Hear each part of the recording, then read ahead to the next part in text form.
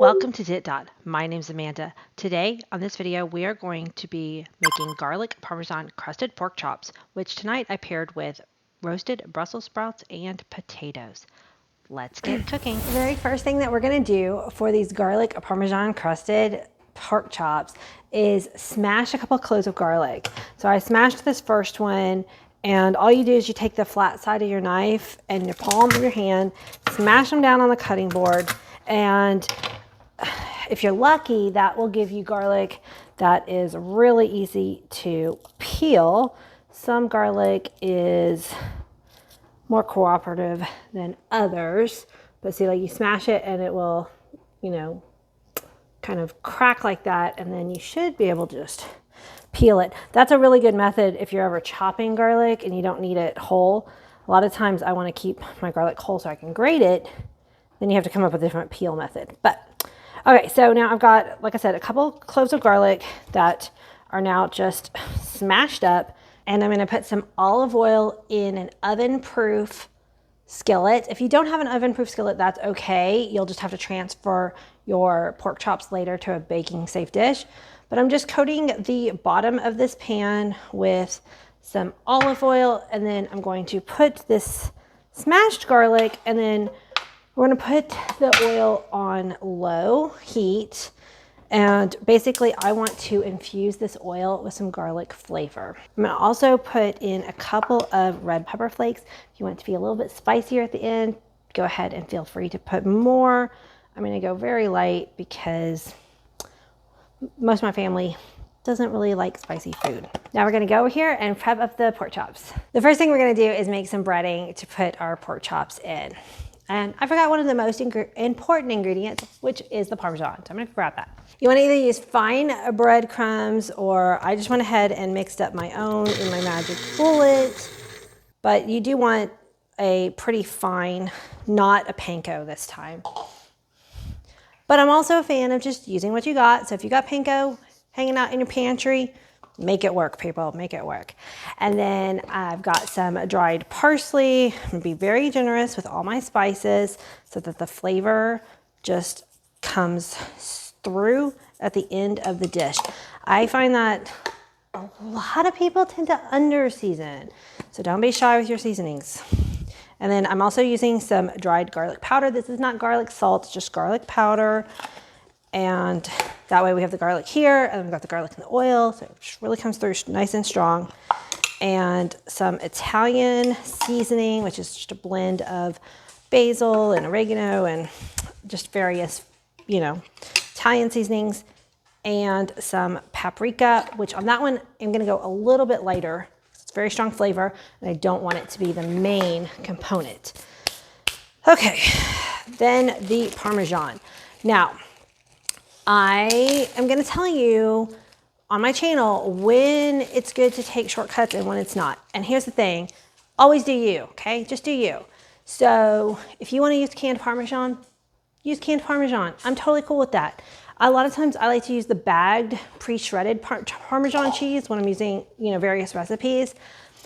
The thing is, those shreds are still gonna be a little too big for something like this. So I am using a fresh block of Parmesan for this recipe, and I'm going to use my fine grater, which I will link down below in the description box, my Amazon link, because I love, love, love this grater. So y'all know I'm mostly cooking channel, but I love sometimes to do product reviews because I'm only gonna tell you about things that I absolutely love. I don't find myself to be a very materialistic kind of person. I like to be on the minimalist side. So when I have a product that I love, I just really like telling people about it. And these microplaners, I have a large one and the small one. It's two of my favorite kitchen gadgets. I swear I use them for lemon zest and garlic and ginger and Parmesan. And I've even grated like carrots and cucumbers. So you wanna be very, very generous. I will admit this is not the most expensive Parmesan block at the grocery store. I did go for a cheaper variety, but still fresh for this recipe, I think is going to have the best results. Oh, my cat is being so funny over there. Let's see if I can get a picture of him in a minute. Yeah, I put pork chops on the menu this week because I was writing my menu and I'm like, you can kind of see it over here in the corner. Pineapple chicken, butter chicken, Greek chicken wraps. Then I had Southwest chicken salad. I'm like, okay, we need to have something other than chicken. I usually do a vegetarian meal each week, but this week I did not do that. Okay, I got just a little fork so that I can stir this breadcrumbs and this Parmesan together. Oh, it's so nice and fluffy. So this is not gonna be a double breaded. Like normally you would do egg wash and then breadcrumbs. This is not that kind of recipe. We're just gonna be doing the breadcrumbs. Here's my cat Echo. He made his debut on this channel several months ago, back in, I'll get the guys a yawn. Back in November is when we got Echo. Okay, so I'm just looking back here. I'm gonna kind of shake this, make sure I don't want the garlic to burn in there because that's bad news, but it's doing good. And I'm gonna open up my pork chops. Now today I went with a boneless pork chop. You can use the bone, I prefer it. My kids usually prefer me to not do the boned pork chop. It's just gonna increase your cooking time a little bit because these are super, super thin. So we're going to press it down really hard into these breadcrumbs. And because the pork chops are slightly wet, okay, I don't want that many, they will stick. So I'm pressing it in because I want a lot, but then I'm kind of shaking it off because I don't want so much that it would come off into the oil. Okay, I'm gonna go ahead and turn this off for now because I'm hearing it behind me simmering more than I feel comfortable when I don't have eyes on the pan. So now I'm going to just finish up the rest of these. Here, let me show you a close up. So you don't need an egg wash or anything like that. The breadcrumbs stick so great to pork chops. I'm not sure I could have been any messier with that, but they are now all breaded and ready to be pan fried. For those of you yelling at my camera saying, you forgot the salt and pepper, you forgot the salt and pepper. Yeah, I forgot the salt and pepper. I'm a home cook and definitely not perfect. So I have some salt and pepper and I'm gonna salt them before I put them in the oil. But we want to go ahead and remove this garlic from the oil now that it's had time to infuse because we don't want it, like I said, to burn in here. So I'm going to go ahead and pull it out onto my cutting board. If you can get the red pepper flakes, you probably should pull them out too, but I didn't really put that many in, so I'm not gonna worry about it. And then I'm gonna go ahead and heat up the oil because we want it to be really nice and hot so we get that really good sizzle when we put the pork chop in. So I'll go ahead and salt up these first couple. I can't believe I forgot that. What I was going to do was put the salt and pepper on before I put them into the breading. So you might want to do it that way. Or you could put the salt and pepper in with the breading, whichever works for you.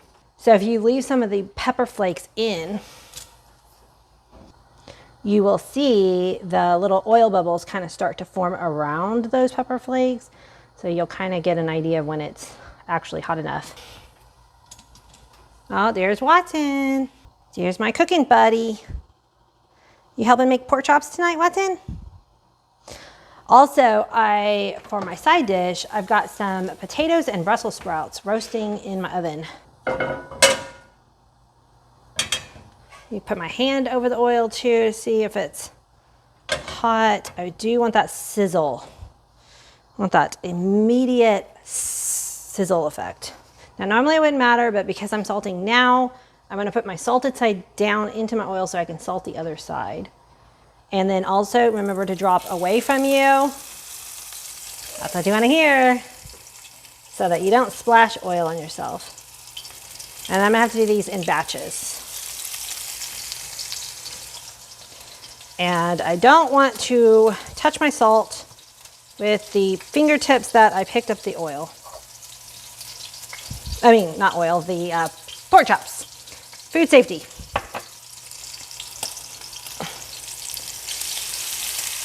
So you don't want to crowd your pan. So I've got 6 pork chops, so I'm just gonna do 3 at a time. We'll let these get kind of brown on one side and flip them, and I'll be right back. Okay, I wanted to show you a super big important cooking tip. Now, if you're using a nonstick skillet like I am, because that's just what I prefer, you will know that your pork chop or whatever meat that you're ready to cook, if it comes up easily. So you see how this one, oh, that one actually came up really nice and easy. So that means it's ready to flip. If you're tugging on it like this and it's not coming up, then don't flip it yet. So right here, it's tugging. That'll just rip your topping off. It'll rip your meat. Give it a few more seconds and try again. What happens is, it's called the, I think, Maillard effect. I should know this by now. I say it and then I forget. But I'll put it right here. I think it's Maillard effect. Basically, that means that your meat is browning. And when you get that crusty, nice brown around your meat, it releases from the skillet. Up until then, it's like it actually will be stuck to the skillet. But when that crust forms, then it releases itself. See? Nice and easy. A lot of times, new cooks and even old cooks, because I do this all the time, you get that kind of panic. Oh no, it's starting to stick, and then you pull it, and then you lose your topping, and you tear your meat, and it's just not good. I'm gonna give this just actually a little bit less time on this side, because we're gonna be putting it back in the skillet. So I just wanna quickly flash it on this side, just long enough for me to be able to pull it up, because I don't want it to stick. And I'll get my other ones in, and then we're gonna, at that point, we will crowd the skillet a little bit to bake them. So I'm gonna cook the other 3, and we'll be right back. Okay, my oil got a little hot. So I do have one that kind of burnt a little bit, but I now have my skillet off, and we're gonna get the other ones in, and we're gonna stick it in the oven. Bake at 375 until they reach 145 degrees. I pulled them out of the oven. That poor guy, we're probably just gonna pull the crust off him, but you know, it happens. The rest of them look amazing. I'm gonna check the thermometer and see what temperature we're at. Just wanna get it in the middle of the meat. Yep. I'm reading 160. Okay, so they're definitely cooked. 145 is, you know, they're done. I like mine a little bit more cooked than some people. Another kitchen safety tip is, as soon as this thing comes out of the oven, I always wrap an oven mitt or something around the handle so that I remind myself that that just came out of a hot oven. I'm gonna get these plated up, and we're gonna give it a taste. Here's the final dish. It looks so good. I even topped it with some of that garlic that we kind of sauteed at the beginning. Let's give it a try.